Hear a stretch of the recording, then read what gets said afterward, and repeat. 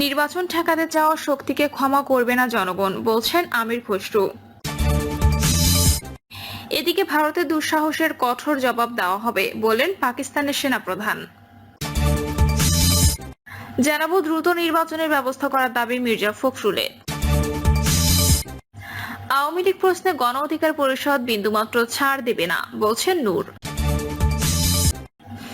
এবং সর্বশেষ জানাবো বরগুনায় বিএনপি কার্যালয় ভাঙচুরের ঘটনায় 158 জনের নামে মামলা। শুনছিলেন সংবাদ শিরোনাম, এবারে বিস্তারিত। নির্বাচন ঠেকাতে চাওয়া শক্তিকে ক্ষমা করবে না জনগণ, বলছেন আমির খসরু। বিএনপির স্থায়ী কমিটির সদস্য আমির খসরু মাহমুদ চৌধুরী বলেছেন, যারা জনগণের ভোটাধিকার ফিরিয়ে আনতে আন্দোলনে ছিল না, এখন তারাই বলছে নির্বাচন না হলেই ভালো। তারা এক ধরনের সুবিধা নিচ্ছে, কিন্তু জনগণ তাদের এর সুযোগ বেশি দিন দেবে না।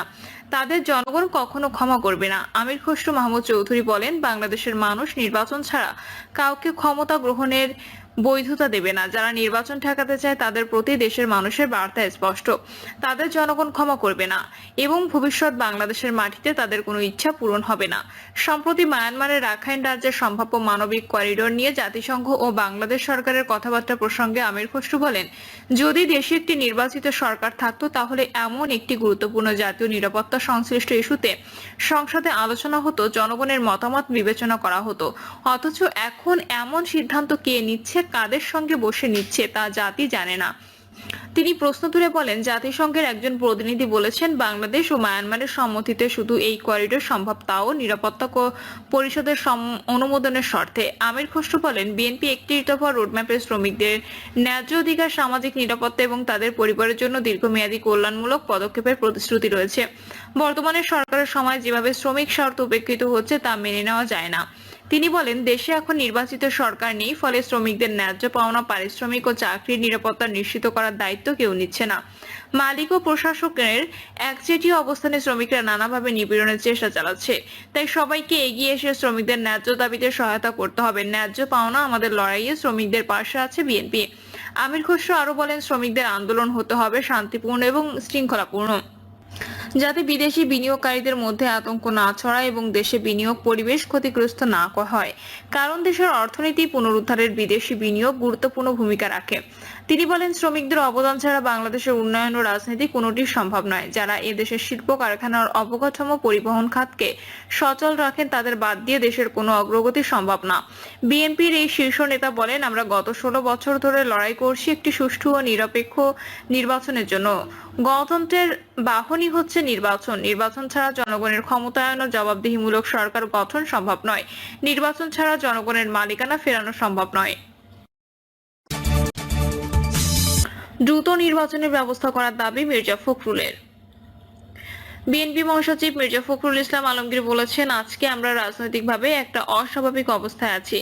এখনো গণতন্ত্র উদ্ধার হয়নি। জনগণ ভোটের মাধ্যমে এখনো তাদের সংসদ এবং সরকার গঠন করতে পারেনি।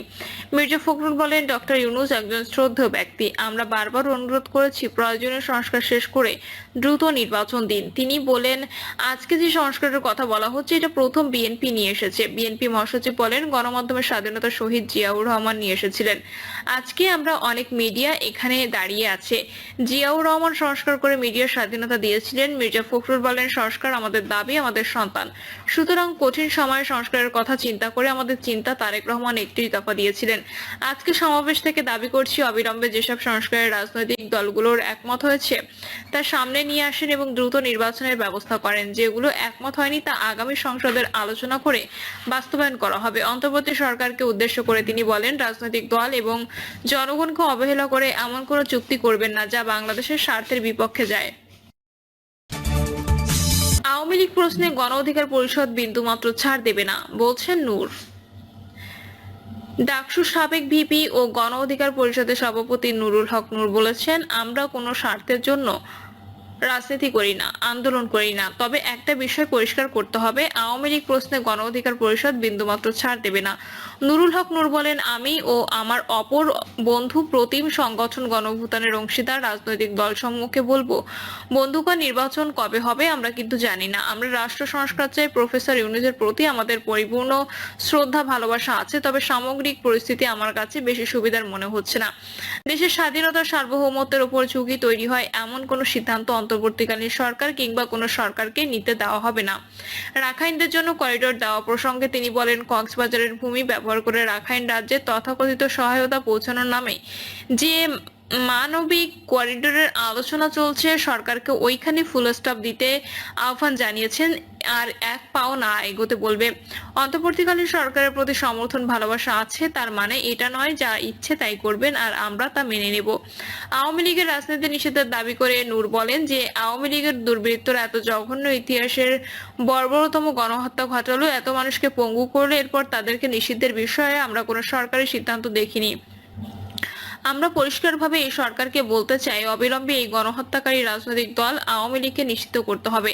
আওয়ামী লীগ সহ গণহত্যা সহযোগী অন্যান্য অঙ্গ সংগঠনের মাফিয়া লুটেরাদের সম্পদ বাজেয়াপ্ত করে আহত বা নিহতদের পরিবারের কল্যাণে ব্যয় করতে হবে। তিনি বলেন, জুলাই গণঅভ্যুত্থানকে কেন্দ্র করে আমাদের মধ্যে জাতীয় ঐক্য ও সংহতি তৈরি হয়েছে।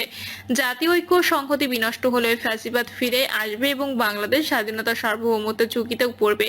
আমার একটা ভারতীয় তাবেদার শ্রেণী তৈরি হবে। বরগুনায় বিএনপি কার্যালয়ে ভাঙচুরের ঘটনায় 158 জনের নামে মামলা। বরগুনা জেলা বিএনপির কার্যালয় ভাঙচুর অগ্নিসংযোগের অভিযোগ সাবেক 3 এমপি সহ আওয়ামী লীগের 158 নেতাকর্মীর বিরুদ্ধে মামলা দায়ের হয়েছে। মামলা সূত্র জানায়, 2 বছর আগে 2023 সালের 17 মার্চ মামলায় অভিযুক্ত আসামিরা জেলা আওয়ামী লীগের অফিস কার্যালয়ে কেক কেটে শেখ মুজিবুর রহমানের জন্মদিন পালন করেন। পরে সেখান থেকে সবাই একত্রিত হয়ে লোহার রড, জিআই পাইপ, বগি, দা সহ বিভিন্ন ধরনের অস্ত্র নিয়ে বরগুনায় বিএনপিকে উৎখাত করতে মিছিল সহকারে জেলা বিএনপির কার্যালয়ে প্রবেশ করে। পরে অফিসে হামলা চালিয়ে ভাঙচুর শুরু করে তারা। এ সময় অফিসের মধ্যে থাকা বিভিন্ন আসবাবপত্র, ইলেকট্রনিক্যাল মালামাল ভাঙচুর করে অফিস সংলগ্ন সামনে সড়কে স্তূপ করে তার জ্বালিয়ে অগ্নিসংযোগ করে আগুন দিয়ে পুড়িয়ে দেওয়া হয়েছে। ভারতে দুঃশাসনের কঠোর জবাব দেওয়া হবে বললেন পাকিস্তানের সেনাপ্রধান। পাকিস্তানের বিরুদ্ধে ভারত সামরিক দুঃশাসন দেখালে কঠোর জবাব দেওয়ার হুমকি দিয়েছে পাক সেনা প্রধান জেনারেল অসীম মুনির। ওই সময় একটি ট্যাঙ্কের উপর দাঁড়িয়ে তিনি বলেন, কোনো অস্পষ্টতা নেই, ভারতের যে কোনো সামরিক দুঃশাসনে দ্রুত ও কঠোর জবাব দেওয়া হবে। পাকিস্তান আঞ্চলিক স্থিতিশীলতার প্রতি প্রতিশ্রুতিবদ্ধ, কিন্তু জাতীয় স্বার্থ রক্ষায় আমাদের প্রস্তুতি এবং সংকল্প অত্যন্ত দৃঢ়। সংবাদ মাধ্যম দ্য ডন দেশটির আন্তর্বাহিনীর পরিদপ্তরের বরাতে জানিয়েছেন, পাক সেনাবাহিনীর মোংলা স্ট্রাইক কপার্স পাঞ্জাবের ঝিরামে হামার স্ট্রাইক মহড়া চালিয়েছে, সেখানে গিয়েছিলেন সেনাপ্রধান মুনির। এ সময় পাকিস্তানের অখণ্ডতা রক্ষার দৃঢ় সংকল্প ব্যক্ত করার পাশাপাশি সেনাদের মনোবল ও প্রস্তুতির প্রশংসা করেন তিনি। এদিকে গতকাল এক সংবাদ সম্মেলনে পাকিস্তানের উগ্র প্রধানমন্ত্রী ও পররাষ্ট্রমন্ত্রী ইসহাক তাজ জানিয়েছেন, পাকিস্তান আগে থেকে যুদ্ধ শুরু করবে না, কিন্তু ভারত যদি করে তাহলে তাদের কঠোর জবাব দেওয়া হবে।